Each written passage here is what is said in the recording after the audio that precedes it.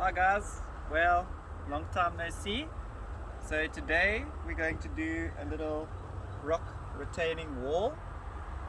So how I do this, very easy. Gravel. Well, first I make it level.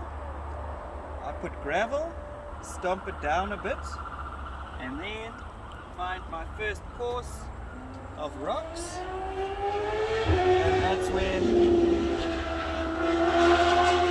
I start with the mud. I don't put mud at the bottom because I want it to be able to move a little bit with the roots that are going to be growing through here later on. Sorry about the bark noise. Thanks Igesh. And then before we start, here's a little friend, Mr. Chameleon or Miss Chameleon, don't know. Yes. Alright. So this is a standard clay mix, clay and sand and whatever else was lying in it. So there's like leaves and rocks and bits and pieces, but this is the consistency you want. Yes, stays together ish, because you need to squeeze it through the rocks. Alright, put that back for now. Water. Water is like your glue. You need to get everything wet before you start.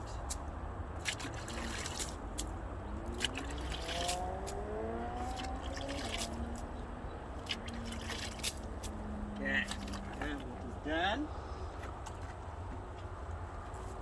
Then, the reason I put the clay in here is to stop the water from just rushing out of my stone wall, because I made the mistake first time not doing this and it just dried out the whole bed. So clay just stops that from happening. It allows the roots to naturally grow through the retaining wall, and it's very easy to redo if you've done it wrong or it just falls apart over time.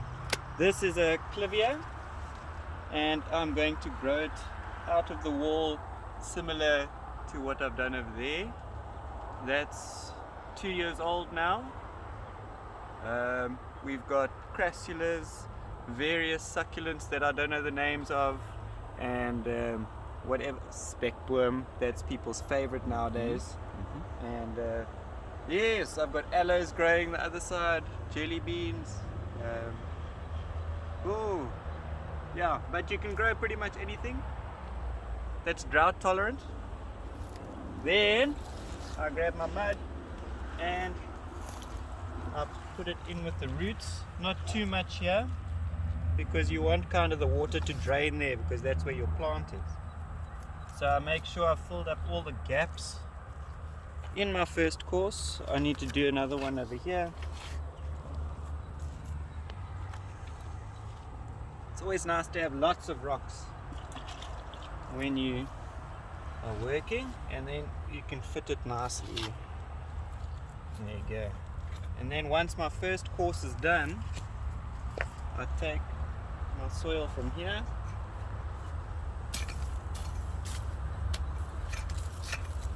as you can see, I've got no problem with drainage because it's just basically sand, and that's why this mud's going to help it stay moist. So I compact it down and then I move on to my second course. So you always look for your face that you want, and then you try to place it. If it doesn't fit, there we go, that fits. I will come back and mud these in, but you want to overlap them. You don't want, they call it a running join. That's your joint. So you always, like you stack bricks. So now I don't have that joint running up the whole structure. And then that's it. You work your way up. Be careful not to crush your roots. So there's a little triangle there, and then you can grab a little piece of rock, and then just so it rests on the rock instead of the roots, and then that'll allow it to grow in both directions.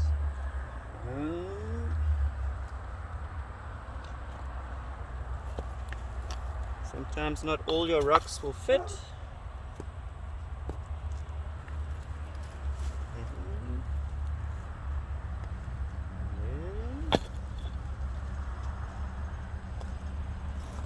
Yes, there we go. So now we've got our second course. I will grab my water again. I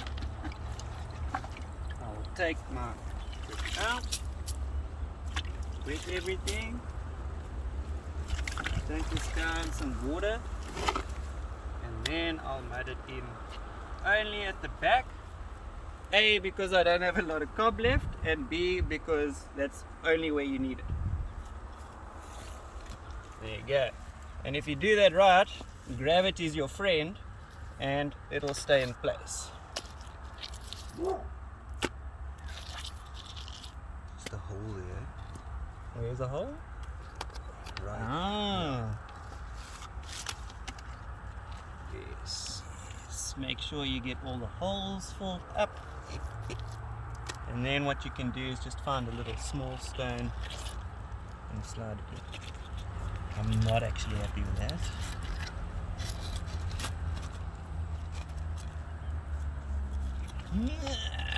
Sometimes you must just not force the stones and get another one. That one didn't fit nicely, so I was being picky with the face because I'm an artist before a builder.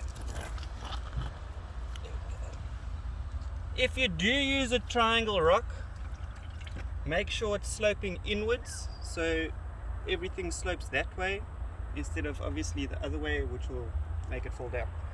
Okay, that's second course done, and I'll come back and show you how to, well, the third course is exactly the same except higher, and then I'll show you how to cap it off now. Hello again, onto our capstones now. Friends still with us? Okay, so I had to do, call it 1.5 courses, because working with stones, obviously they're not all the same thickness. So take that off, and as you can see I've got a dent in here, so that's why that plant is there. Normally I would have just taken a rock of that sort of shape and then just put it in kinda and then cobbed it in, but here's my 1.5 courses. The reason I say half is because this one was like twice as thick as the others, so that's where I started the video off, over here. That's my second course, and now I'm just going to do the same thing, but it's extremely important for your top layer to be well planned so they fit together properly. Because now I don't have to do any thinking, I've done that, and now I can cob in everything, and I want to make sure it's levelish. I mean, I'm not really fussed to get it like super precise because it's going to do the job. And yeah, if I was using proper cement I'd do a bit more of a better job, but this will hold back roots and hold back the water. But you can see there's a slope. That's good. I think come around this side, and then you can see the face of the wall, and you can see exactly where I've stopped cobbing, and that's what I'm going to finish up now, exactly the same as I've done. I even found a place for that stone. There you go. Alright, and you are very generous now with the cob. So now that I've got everything put, here we go. I was actually gonna, the original stone I put here didn't fit. So, well, it didn't fit when I put my capstone on because it's not straight. So I had to take it out and use a smaller one, which is okay because I mean stones are hard, so it just has to rest on it. But then I would put big stones at the back, some smaller ones, just to make a solid foundation for, because I'm going to be standing on this, so it must be able to take my weight.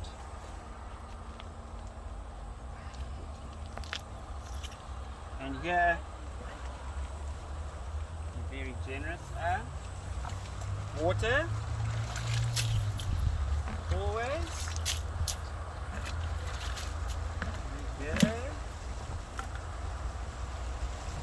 Very generous, because this is where like 90% of your water will come running out.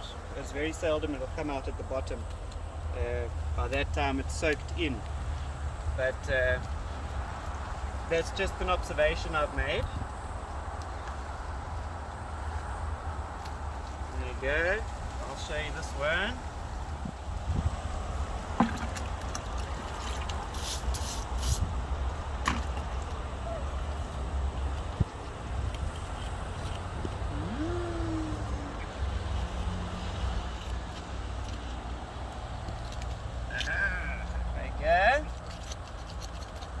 Had it the wrong way, and sometimes when you've got the mud in, it doesn't fit as nicely as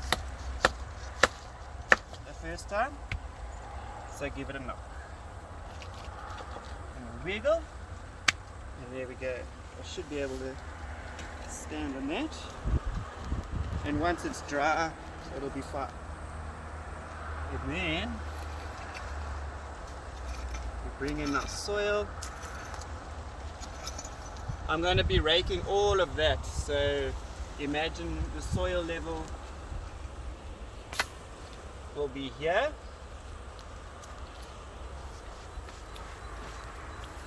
And that's again for drainage. I do not want water coming anywhere near my wall.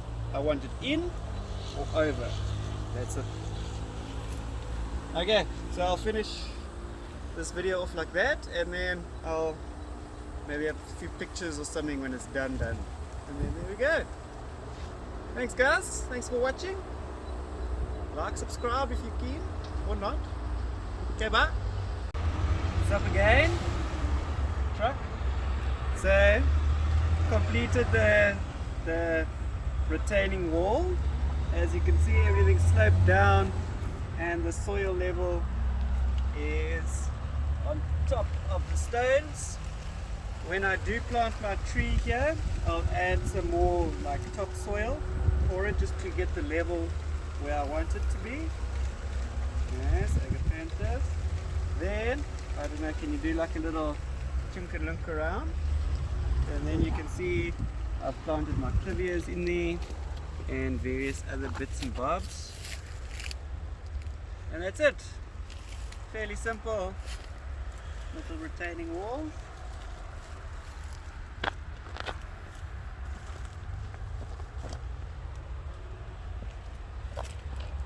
And then underneath the lemon tree, that's how it starts basically.